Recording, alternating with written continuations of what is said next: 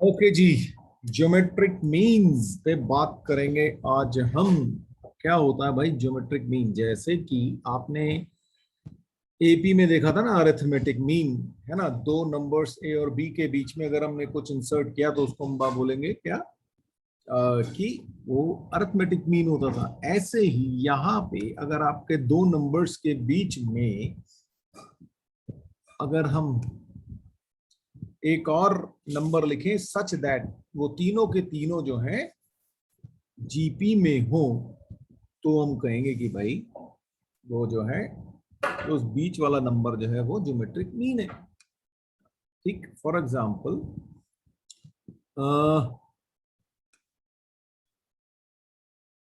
हमारे पास क्या है, a single geometric mean G is inserted between two given numbers A and B. वही मैंने आपको बताया कि अगर आपके पास दो नंबर जो हैं, अगर उनके बीच में एक नंबर इंसर्ट करें सच दैट कि अगर ए, जी और बी ये तीनों जीपी में हो, तो इस जो बीच में जो जी है उसको बोलेंगे कि it is known as geometric mean between this. और आपको पता ही है G square is equal to A B होगा। ये प्रॉपर्टी हमने ऑलरेडी यूज कर रखी है ना। तो अब क्या कह रहा है कि let A and B two given numbers. अब ए और बी के बीच में बेसिकली हम एन ज्योमेट्रिक मीन्स जो है सब्स्टिट्यूट करने वाले हैं। ठीक है, इंसर्ट करने वाले बेसिकली। तो G1, G2, Gn are inserted between A and B such that the sequence A, G1, G2, Gn and B is a GP. ये जो सीक्वेंस है ये तब भी जीपी में ही रहे। Then these number G1, G2 up to Gn are known as n geometric means between A and B। यही चीज एग्जैक्टली हमने अर्थमेटिक मीन के केस में भी देखी थी, आपको याद होगा, तो आप ये नोट। अब देखिए, अब हमने ए और बी के बीच में एन ज्योमेट्रिक मीन इंसर्ट किए, तो हमारे पास टोटल नंबर ऑफ टर्म्स कितनी हो गई? नंबर ऑफ टर्म्स हो गई, ए और बी तो दो हैं और साथ में एन हमने ज्योमेट्रिक मीन इंसर्ट किए, तो टोटल नंबर ऑफ टर्म्स हो गई हमारे पास एन प्लस टू। ठीक है जी। तो इसका मतलब अगर मैं b की बात करूं तो b क्या है, n प्लस टू वाली जो टर्म है वो b है। तो हम b को कैसे लिख सकते हैं, a r, और n माइनस वन होता है, लेकिन यहां पे n की जगह n प्लस टू है, तो हमारे पास क्या आ जाएगा, n प्लस वन। ये हमारे पास सिचुएशन आ जाएगी। या फिर हम ये कह सकते हैं कि b upon a is equal to r to the power n plus one. और या फिर हम दोनों तरफ अगर हम इसको थोड़ा सा और एडजस्ट कर ले तो क्या हो जाएगा हमारे पास, b upon A to the power one over n plus one. ये आपका कॉमन रेशो आ गया। दिस इज इंपॉर्टेंट, ये आपको याद होना चाहिए। ऐसे ही अगर मान लीजिए मैं आपसे ये बोलूं कि भाई हम ये इन टर्म्स को भी लिखना है, मान लीजिए G1, G2 को भी लिखना है, तो हमारे पास G1 क्या होगा, G1 क्या होगी, सेकंड टर्म होगी। तो A r to the power n, sorry, A r to the power two minus one होगी सेकंड टर्म, तो ए आर हो जाएगी हमारे पास। ठीक है, और आर की वैल्यू हम यहां से रख देंगे जो हमने देख ली है। ऐसी G2 क्या हो जाएंगे हमारे पास, ए आर स्क्वायर। तो ऐसे ही आप कितनी भी टर्म्स लिख सकते हैं, बस अब आपको ये याद रखना है भाई।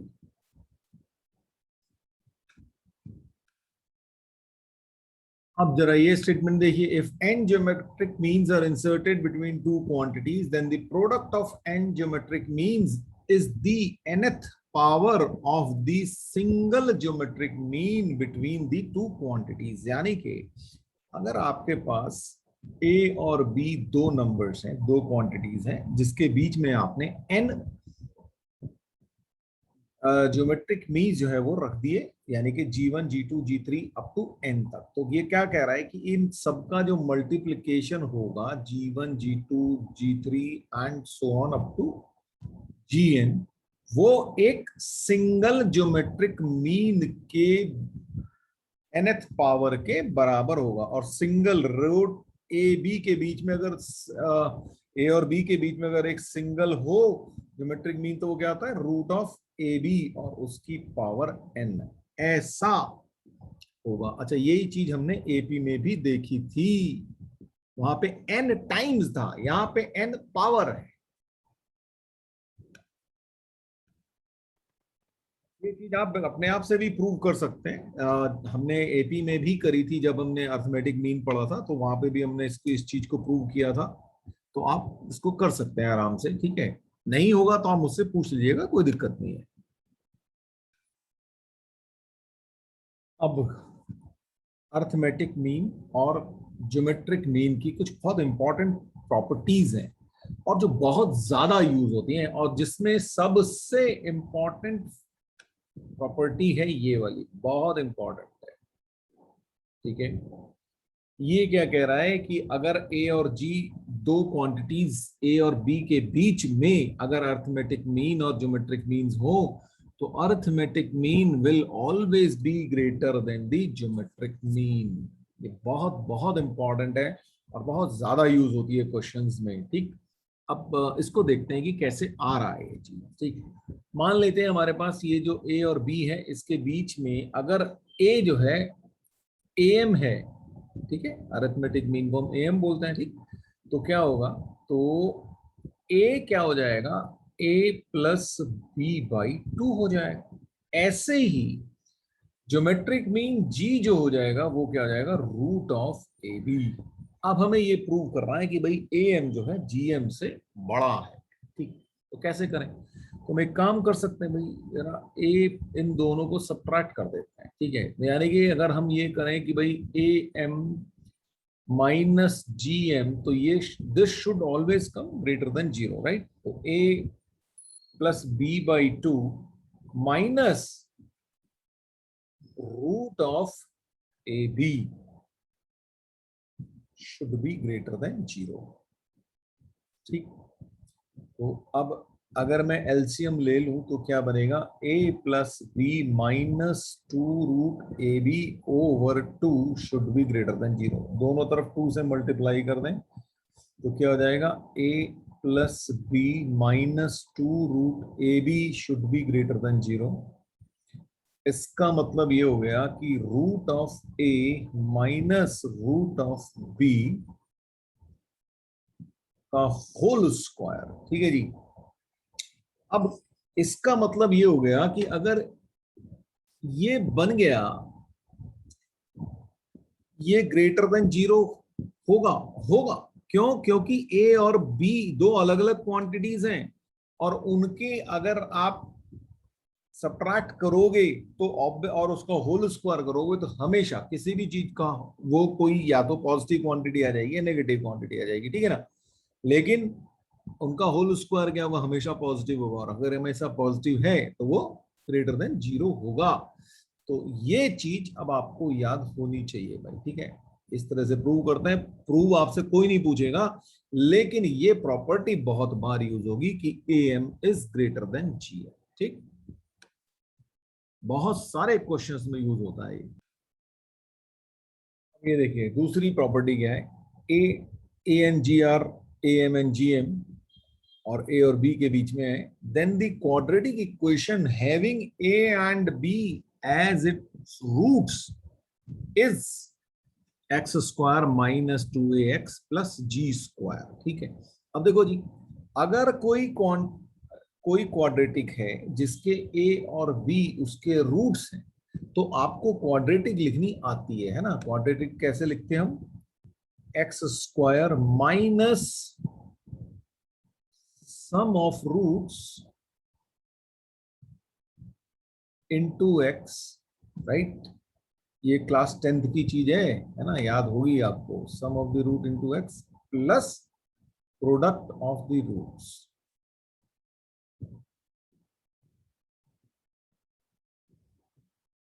ये हमारे पास क्वाड्रेटिक लिखते थे हम ऐसे, ठीक है। अब सम ऑफ द रूट्स का मतलब क्या हो गया, x square minus sum of the roots क्या है हमारे पास, ए और बी दे रखे हैं उसमें, और plus product of the root A B equal to 0। ये हमारी ये है। अब यहाँ पे क्या दे रखा है, ए जो है अरिथमेटिक मीन है, तो ए प्लस बी बाई 2 होगा ए, यानी कि A plus B is equal to हो गया 2a। ऐसे ही ज्योमेट्रिक मीन है ए और बी के बीच में जी, तो इसका मतलब क्या हो गया कि G square is equal to A B है। तो बस यहाँ पे रख दो वैल्यू, तो X square A plus B की जगह -2ax, और यहां पे आपके पास आ गया ए बी की जगह जी स्क्वायर। तो ये इक्वेशन आपके पास आ गई, बिल्कुल सिंपल सी चीज है, पर ये इक्वेशन आपको याद होनी चाहिए, x square -2ax plus G square. नहीं तो आप निकाल सकते हैं, बहुत से कोई दिक्कत नहीं है। If a and g are am and gm between a and b या एनी पॉजिटिव नंबर्स, देन अगर आपको वो नंबर्स निकालने हो तो वो नंबर्स आप डायरेक्टली निकाल सकते हो वहां से, a plus minus root of a square minus g square. ठीक, ये आपको रूट्स मिलेंगे कहां से भाई? ये जो अभी हमने पिछले पेज पे जो इक्वेशन निकाली है ना, ये वाली है ना, ये जो इक्वेशन निकाली है ये क्वाड्रेटिक है। इस क्वाड्रेटिक के रूट्स आप निकालना जानते हो, है ना, क्वाड्रेटिक फार्मूला से। उस क्वाड्रेटिक फार्मूला को लगाओ और आपका आंसर आ जाएगा। तो इसलिए आप इसको आराम से कर सकते हैं। ठीक है, अब देखिए क्वेश्चन दिया आपको, insert 5 geometric means between 576 and 9।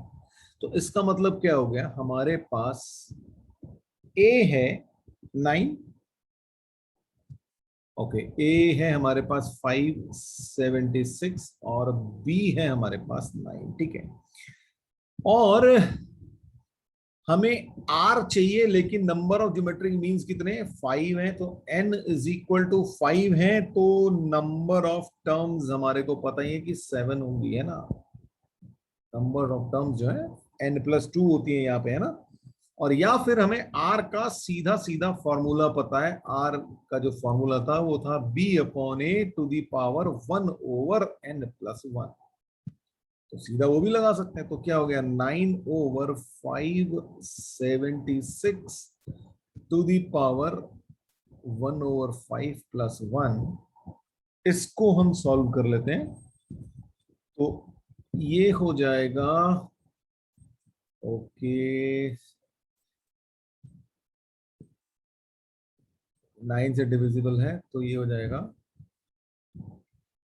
64, right. तो 1/64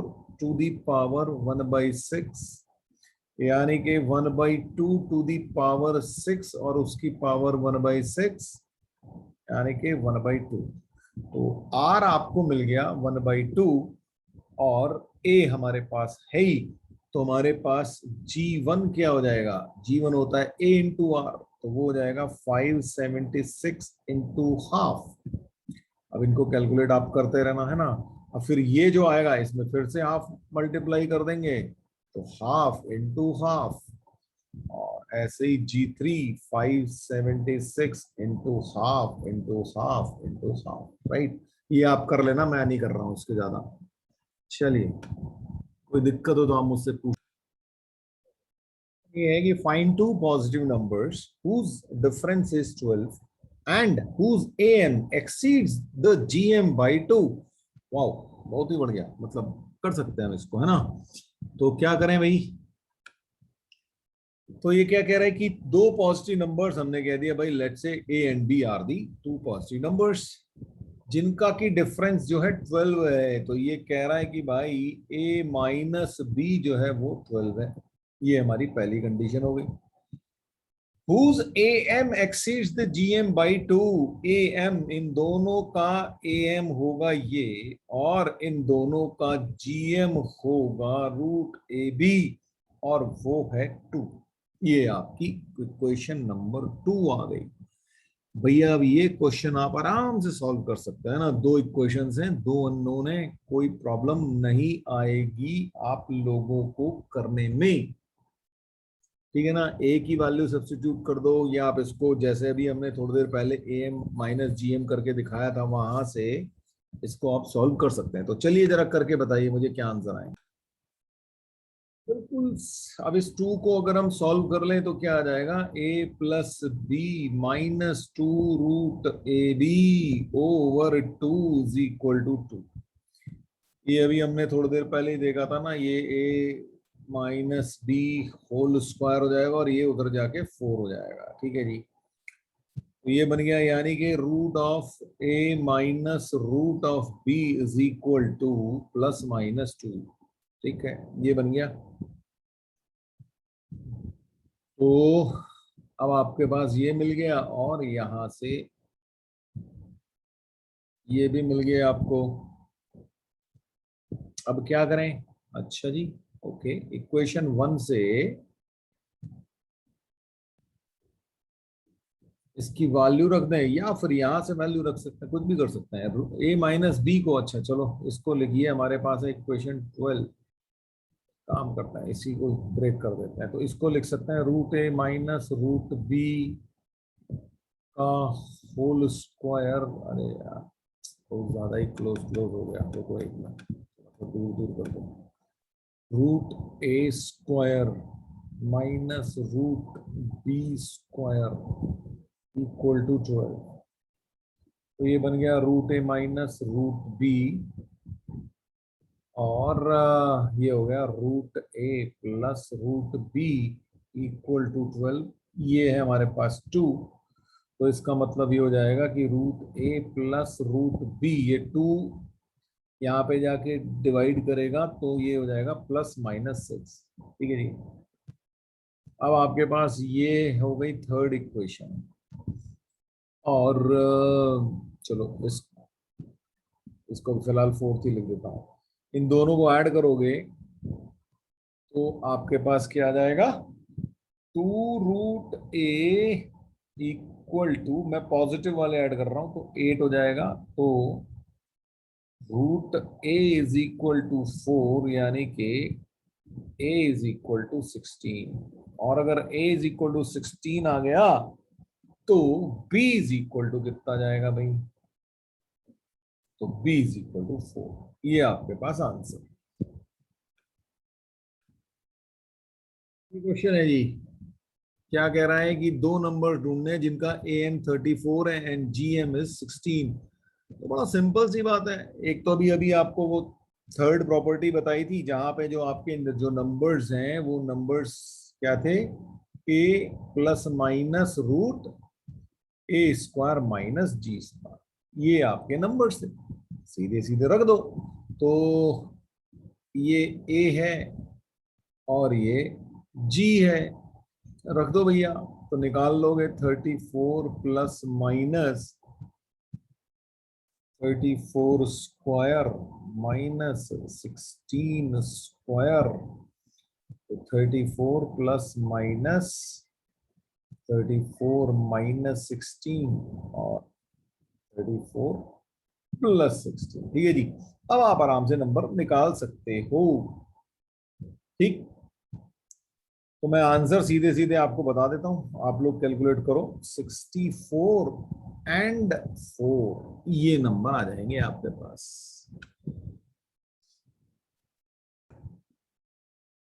तो ये आपके लिए एक होमवर्क क्वेश्चन दे रहा हूं। ये क्वेश्चन मुझसे किसी ने पहले भी पूछा था, तो वो मैंने उसको सॉल्व करके भेजा था।